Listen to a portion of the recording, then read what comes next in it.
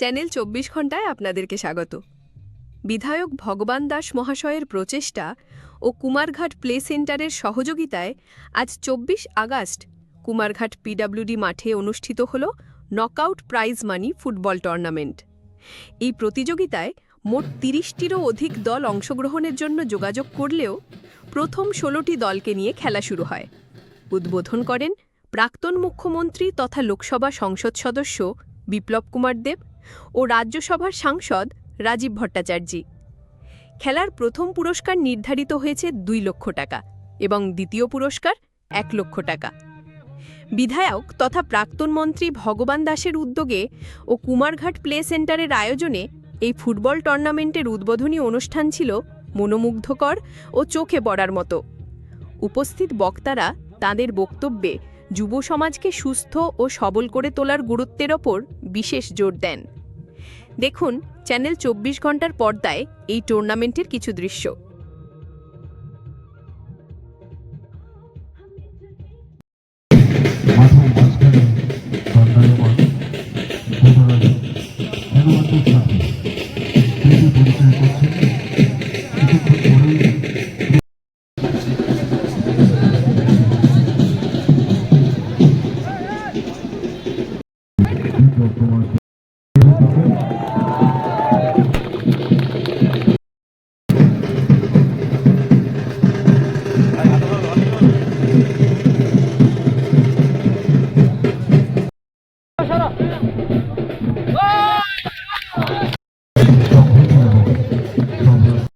ফাউন্ডেশনের পক্ষ থেকে সম্মানিত করা হচ্ছে অতিথিদের।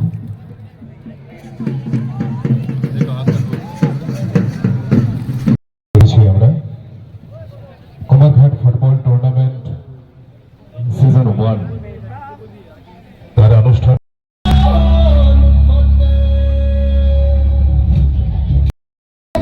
মা বোনদেরকে সম্মান দেওয়ার যে উদ্বোধনটা হয়েছিল তার সূচনা হয়েছিল জেলা পরিষদ শ্রী সন্তোষ ধর মহোদয়কে এবং মঞ্চে আসন গ্রহণ করার অনুরোধ জানাচ্ছে জেলা পরিষদের মাননীয় সদস্য শ্রী বিমল কর মহোদয়।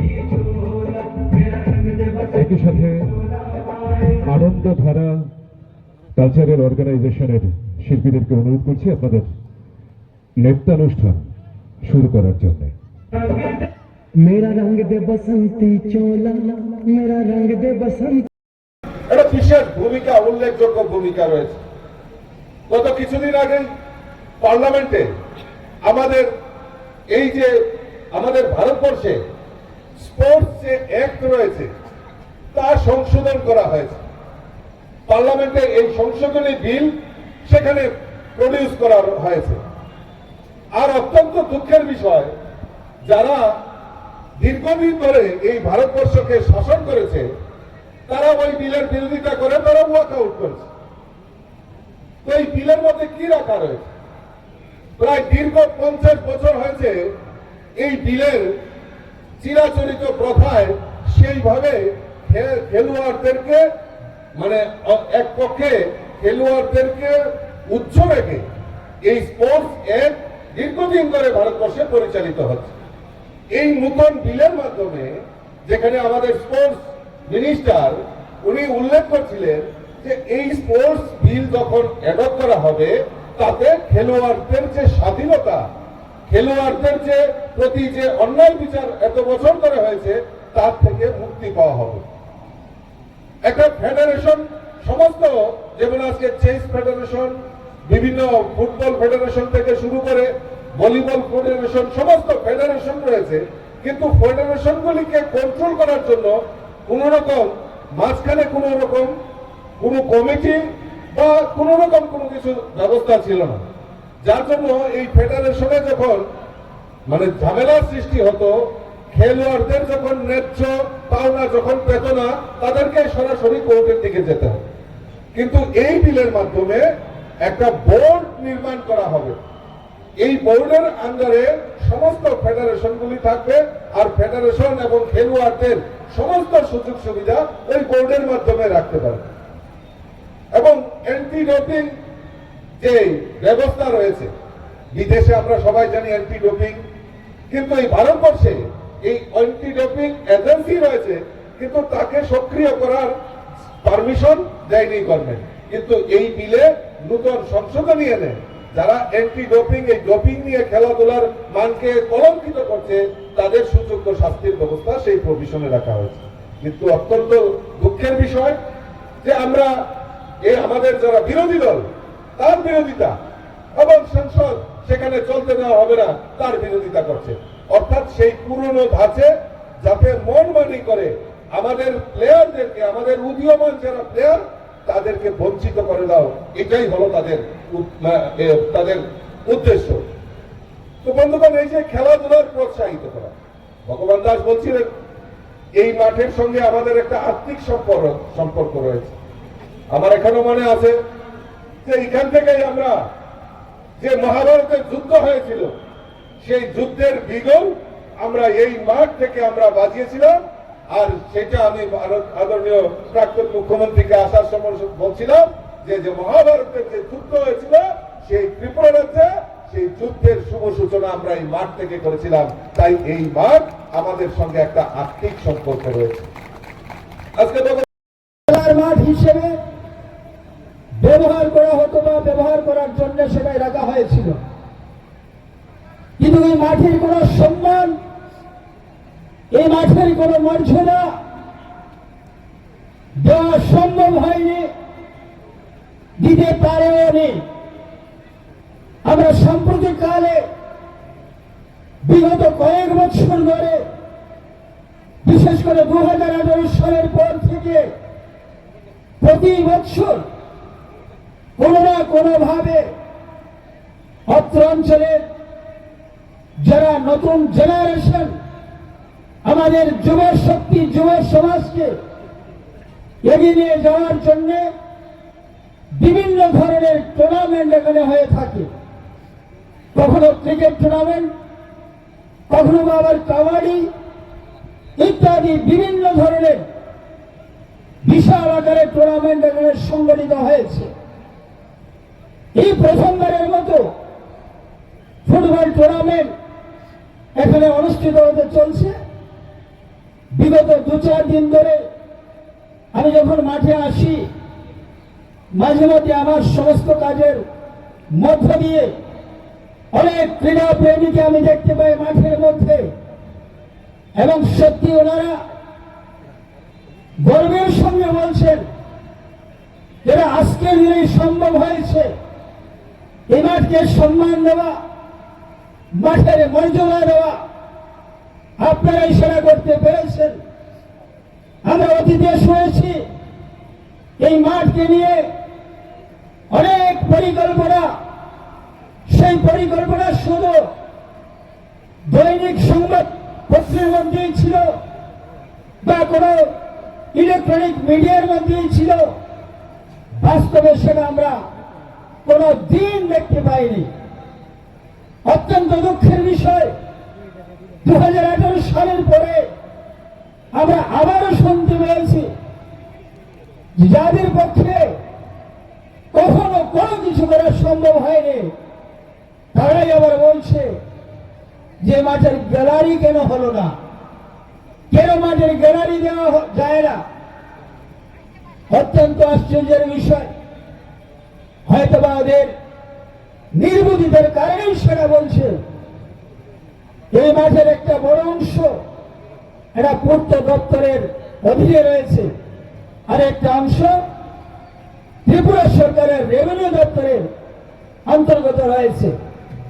আমরা চেষ্টা চালিয়ে যাচ্ছি, আমাদের করার মানসিকতা আছে, আমরা করে দেখাবো, আর সেটা একমাত্র আপনাদের সহযোগিতায় এটা সম্ভব হবে। সুতরাং এই মাঠের পরিবেশ আজকে এই কুমারঘাট অঞ্চলের যারা যুব শক্তি, যারা ক্রীড়া প্রেমী, যারা প্লেয়ার রয়েছেন, ওনাদের পক্ষেই কিন্তু এটা সম্ভব হচ্ছে। আমি যখন এই রাস্তার পাশ থেকে যাই, আমি বিকেলবেলা দেখতে পাই যে মাঠের মধ্যে অনেক ছেলেমেয়েরা প্র্যাকটিস করছে, আর সেখান থেকেই আমার মধ্যে সেই প্রেরণা এসছে, আমার মধ্যে একটা নতুন আশার সঞ্চার হয়েছে যে আজকে এই মাঠে এত ছেলেমেয়েরা যারা প্লেয়ার এখানে প্র্যাকটিস করছে, সুতরাং এই মাঠকে এই সময়ে তার মর্যাদা দেওয়া উচিত। সঙ্গে সঙ্গে যারা এখানে ক্রীড়া প্রেমী এবং প্লেয়ারদের সঙ্গে আমি সাক্ষাৎ করি, ওনাদের সঙ্গে কথা বলি এবং ওনারা আমার সেই আলোচনার মধ্য দিয়ে আমাকে সহযোগিতা করেছেন। আমরা সিদ্ধান্ত নিয়েছি এবার থেকে 2025 সাল থেকে এখানে ফুটবল টুর্নামেন্ট হবে এবং সেই ফুটবল টুর্নামেন্ট আগামী দিনে সেটা জারি থাকবে। এটা একমাত্র কারণ এই মাঠকে সম্মান জানানো, এই অঞ্চলে যারা ক্রীড়া প্রেমী ওনাদেরকে সম্মান জানানো। আমাদের সুস্থ মন হতে হলে সুস্থ শরীর হতে হয়। সুস্থ মনের অধিকারী ব্যক্তি নরেন্দ্র মোদীর মতো প্রধানমন্ত্রী হতে পারে। সুস্থ ব্যক্তি ছাড়া সুস্থ মন হতেই পারে না। কোন ব্যক্তি অসুস্থ, শারীরিকভাবে সহিংসপূর্ণ না, তার কোন সময় মাথা ব্যথা, কোন সময় পায়ে ব্যথা, কোন সময় কোমর ব্যথা, যখন অসুস্থ থাকে তার মনের অবস্থা অসুস্থ হয়ে ওঠে। যেমন আগে 35 বছরে যারা ছিল এগুলোর দিকে তাকান, এগুলি সবসময় অসুস্থ থাকতো, তো অসুস্থ মানসিকতার পরিচয় দিত কাজকর্মের মধ্যে। আর ত্রিপুরা রাজ্যে 35 বছর শাসন করে 12টা বাজিয়ে দিয়েছে। তার জন্য আমি তাদেরকে ইমার্জেন্সি পার্টি বলি। তার জন্য তার নামই নেই না আমি আজকাল। এরা ত্রিপুরা রাজ্যের জন্য পার্মানেন্ট ইমার্জেন্সি ছিল। এদের মধ্যে না কালচার ছিল না, এটা এরা চাইছে যে ত্রিপুরার ছেলে মেয়েরা স্পোর্টসে এগিয়ে যাক। যেটা রাজীব বাবু বলছিলেন দীপা কর্মকারের বিষয়ে, দীপা কর্মকার তো আগেই ছিল, তখন তো আমি বিজেপি প্রেসিডেন্ট ছিলাম, তখন সত্তাতে তো ছিল কমিউনিস্ট পার্টি, তখন তো আজকের দিনে কমিউনিস্টের সেক্রেটারি, উনি তো একটা স্পোর্টসের যে এখানে কমিটি আছে চেয়ারম্যানও ছিল। তো দীপা কর্মকার যাকে আমরা এখন সোনার মেয়ে বলে, 3টি ন্যাশনাল অ্যাওয়ার্ড পেয়েছে, পদ্মশ্রী পেয়েছে, অর্জুন অ্যাওয়ার্ড পেয়েছে। কেন তাকে আইডেন্টিফাই করতে পারেনি? কেন তাকে পৌঁছতে পারেনি? দীপা কর্মকার রাজীবদা বলছিল দীপা কর্মকারের প্র্যাকটিসের ব্যবস্থা নয়, ওই সময় দীপা কর্মকারকে সিলেকশন করার প্রসেসেই বাদ দিয়ে দিয়েছিল তৎকালীন এই রাজ্যের সরকারের চেয়ারম্যান, যিনি এখন কমিউনিস্ট পার্টির এই রাজ্যের ইমার্জেন্সি পার্টির সর্বেসর্বা আছেন, উনি চেয়ারম্যান ছিলেন। ওনার হাডেনে কুলায়নি যে দীপাকে সিলেকশন বোর্ডে পাঠানোর জন্য। আমরা তখন ভারতীয় জনতা পার্টির প্রেসিডেন্ট ছিলাম, আমরা সর্বানন্দ সোনোয়ালকে ধরে টাইমের বাইরে গিয়ে এক্সপেনশন করে দীপা কর্মকারকে এন্ট্রি করার পর সেই সোনার মেয়ে তৈরি হয়েছে। কমিউনিস্টরা কোনোদিনই মানুষের উন্নয়ন চায় না, না দেশের উন্নয়ন চায়, না দশের উন্নয়ন চায়, না সমাজের উন্নয়ন চায়। তার জন্য বিপ্লব দেব আজও আমি ফুটবল ডেলি খেলি না, কিন্তু 1 ঘন্টা শরীর চর্চা করি, 1 ঘন্টা নিজের জন্য দেই। কারণ এই 1 ঘন্টা যখন আমি নিজের জন্য দেই, বাকি সময়গুলো দেশ এবং দশের জন্য, জনতার জন্য সুস্থভাবে দিতে পারবো। আর যখন সুস্থ মন থাকবে, তখন নরেন্দ্র মোদীর যে দিশা ও দশা, সেগুলোতে কাজ করে ত্রিপুরা নয় ভারতবর্ষকে একটু নতুন জায়গা নিয়ে যেতে পারে।